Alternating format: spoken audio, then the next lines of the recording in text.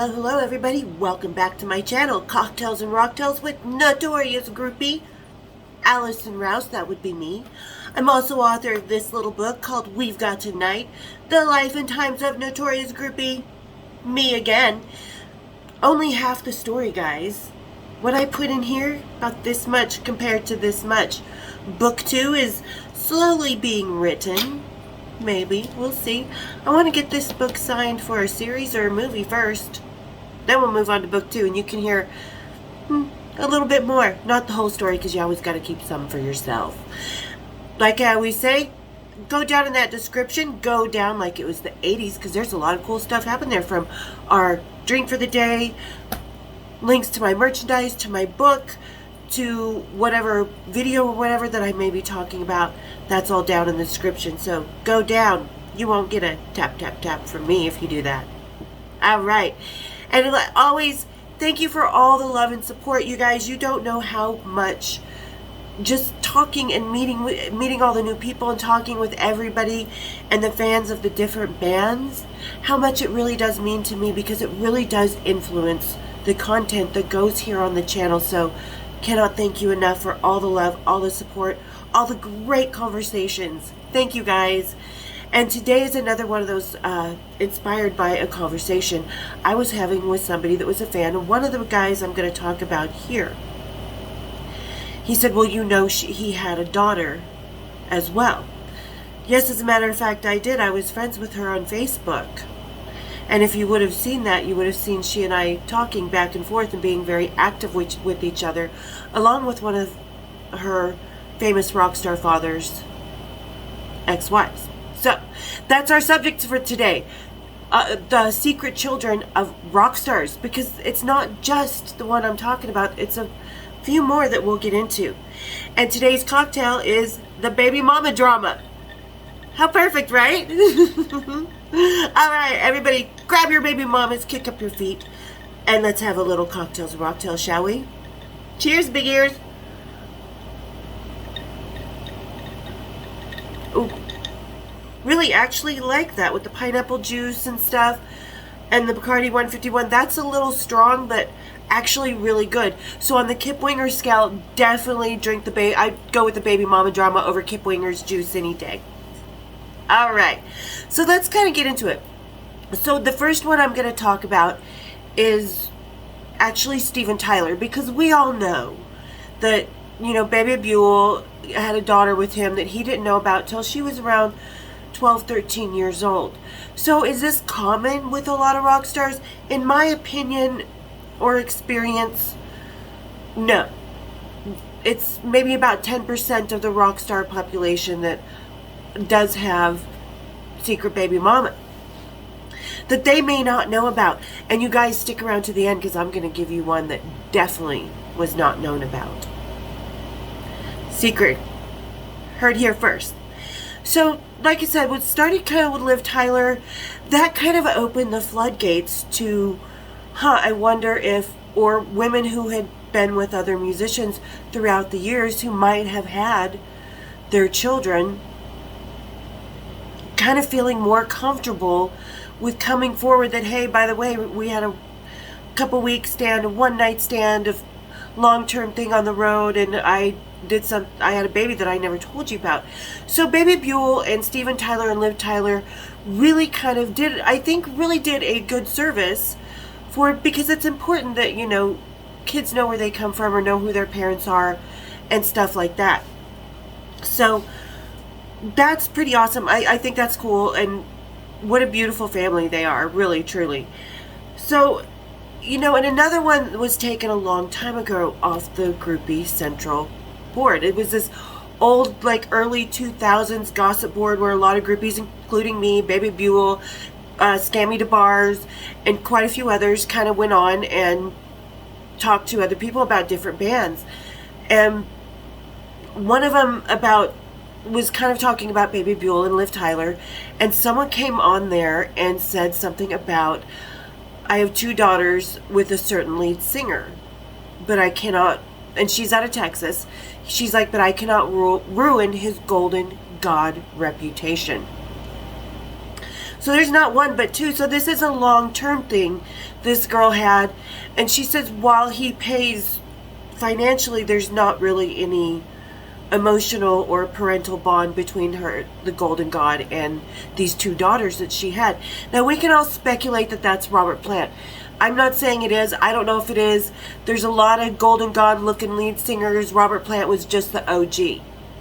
So, but he does have, like, I see a lot of descriptions of Robert Plant's kids, and they kind of leave Jesse out of it, because he had Carmen, then Carrick, who sadly passed away, and then they had Logan, but then Jesse came after. And what a lot of people don't know is that Jesse is the son of Robert Plant and his ex-wife Maureen's sister, Shirley. So there's something that, you know, and there's nothing wrong, you know, families are families, no matter how you slice it, whether you're blood related, you know, to each their own, and they're being good dads, and they're part of this family, and there's nothing wrong with it. I mean, so that kind of, people want to know, think it's like groupies and the lifestyle that actually broke up Robert Plant's marriage. No. It was the affair with the sister. So, and, you know, the subsequent child, which, you know, great, they're a beautiful family. There's nothing wrong with that. But is Robert Plant the Golden God based on, you know, previous situations? I don't know.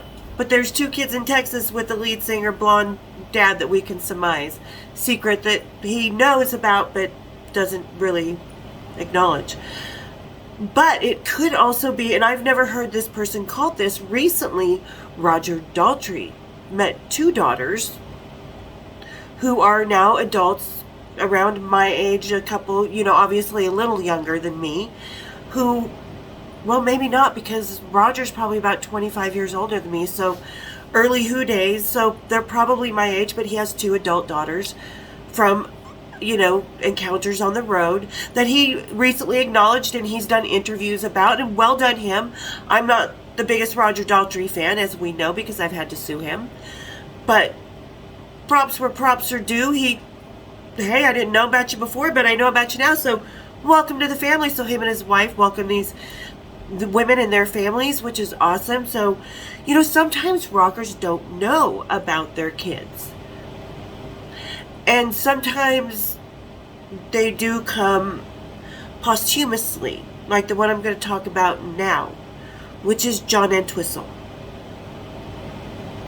He had a daughter who was a product of a longer-term relationship with a wonderful woman, groupie friend. I'm not sure what the mother, and she got pregnant by John, gave the baby up. Years later, after John passes away, Kirsten finds out who her dad is. And you'll see that I'm going to be having pictures throughout here. The picture right here that I'm putting up, do you even need a DNA test? That's Kirsten and John. Yep. And she really kind of wanted to know more about her father.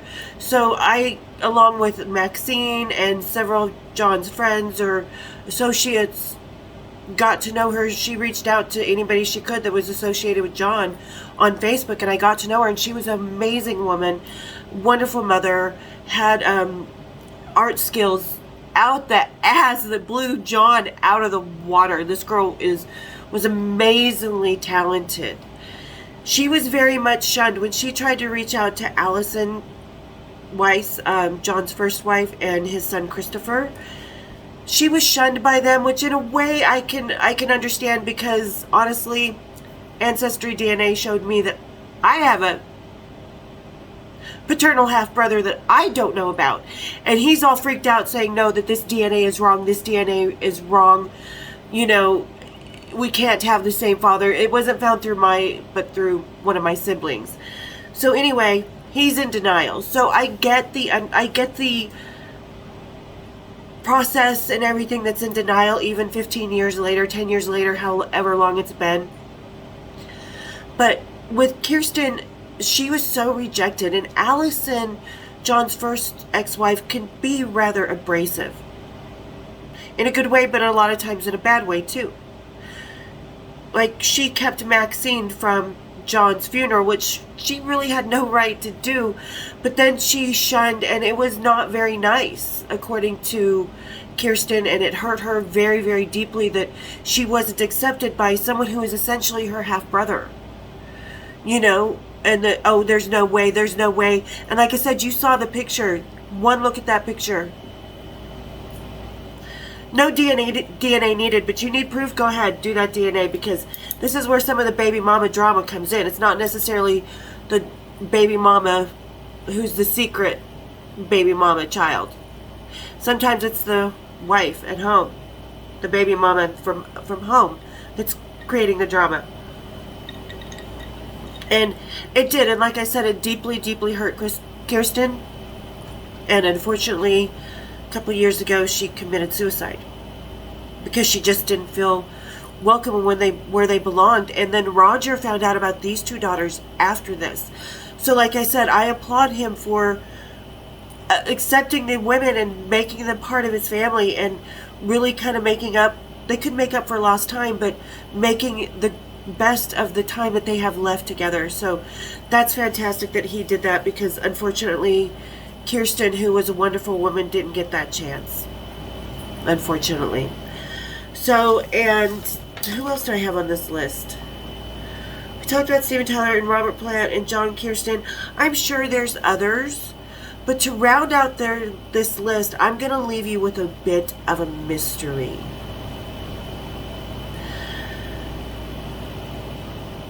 Somebody that I know got pregnant, slept with two guys in 2 weeks. One kind of a brown-haired, olive-skinned guy. The other one super blonde, like towhead, pale skin, turns red when he gets embarrassed type of, you know, super blonde guy who happened to be a bass player of, or was he a bass player? He was in a thrash heavy metal band.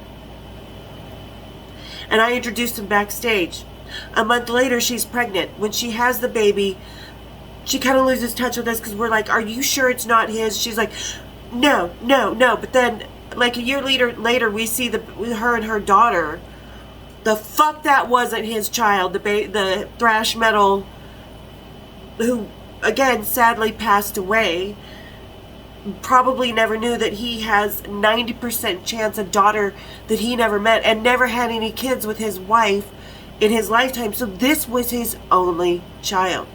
And she never told him, which is her right, and I'm not condemning that, but it's just kind of sad, because what if later down the line, you know, on his 18th birthday, he found it wasn't his type of situation, and this kid goes looking for her biological father, who I'm, like I said, 90% is this thrash metal king who passed away several years ago.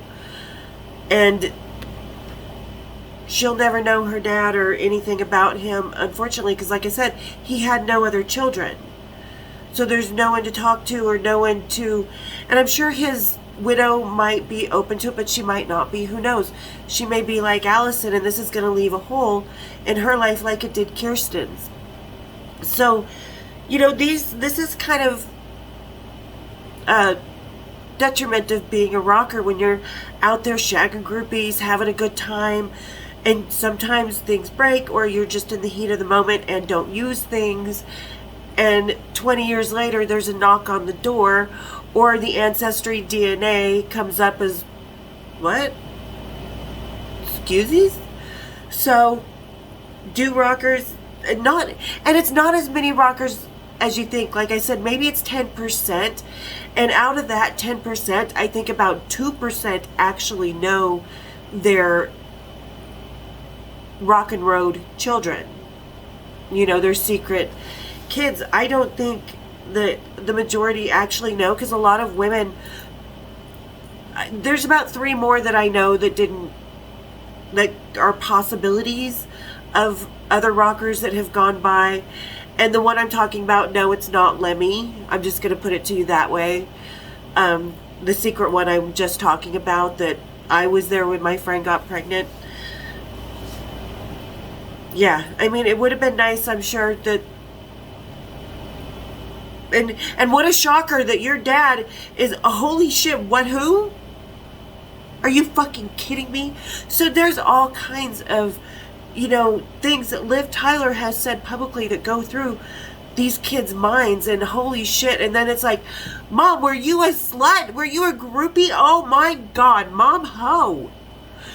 So there's a whole line, but, props to all the rockers who have had the chance to acknowledge their children and know that they exist and be in their lives. So well done to you guys, and to all the kids of those rockers, what good genes you have.